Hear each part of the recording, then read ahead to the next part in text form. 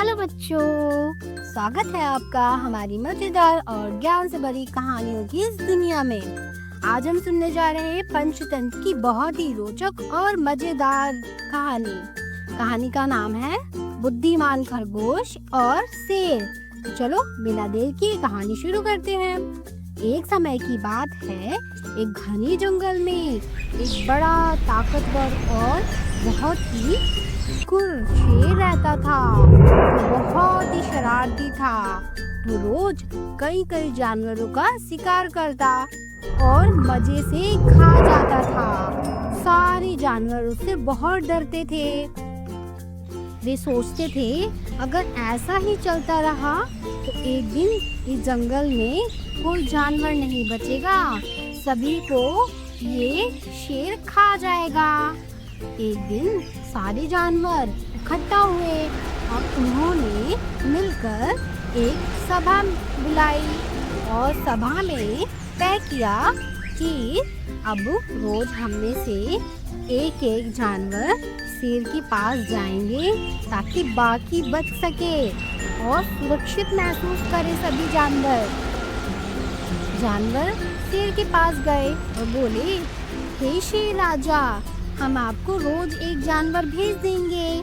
आप यूं ही रोज डेली परेशान होते हैं, इस तरह आपको शिकार करने की जरूरत ही नहीं पड़ेगी और कोई न कोई जानवर हम डेली आपके पास भेज दिया करेंगे, आपका पेट भी भर जाएगा। फिर कुछ देर सोचकर धारा, ठीक है, लेकिन याद रखना अगर किसी दिन मेरा खाना देर से आया तो मैं तुम सबको खा जाऊंगा।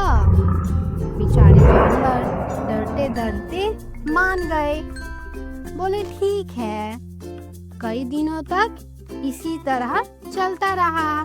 हर दिन एक जानवर शेर के पास जाता और वो शेर उसे खा लेता। फिर एक दिन बारी आई एक छोटे से प्यारे से खरगोश की। वो बहुत ही समझदार था। सारे जानवर परेशान थे, लेकिन इतना छोटा खरगोश, शेर का पेट कैसे भरेगा। लेकिन खरगोश मुस्कुराया और बोला, चिंता मत करो दोस्तों, आज मैं शेर को हमेशा के लिए सबक सिखाऊंगा। तुम परेशान मत हो मेरे लिए। खरगोश धीरे धीरे आराम से चलता हुआ शेर की गुफा की ओर बढ़ा। जानबूझकर देर से पहुंचा वो। शेर भूख के मारे गुस्से से लाल हो रहा था और तेज से गरज कर बोला, अरे छोटे खरगोश, इतनी देर क्यों लगाई? अब मैं तुम्हें और तुम्हारे सारे साथियों को खा जाऊंगा। तुमने आने में बहुत देर कर दी और मुझे बहुत तेज भूख लगी है। खरगोश डरते हुए और सोचते हुए बोला, महाराज, इसमें मेरी कोई गलती नहीं है।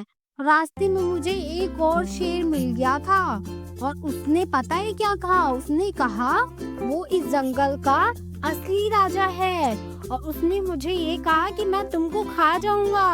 मैं तो बड़ी मुश्किल से बचता आपके पास आया। मैंने उसको बोला, मेरे राजा तो सिर्फ आप ही हो। शेर गुस्से से दहाड़ा, क्या?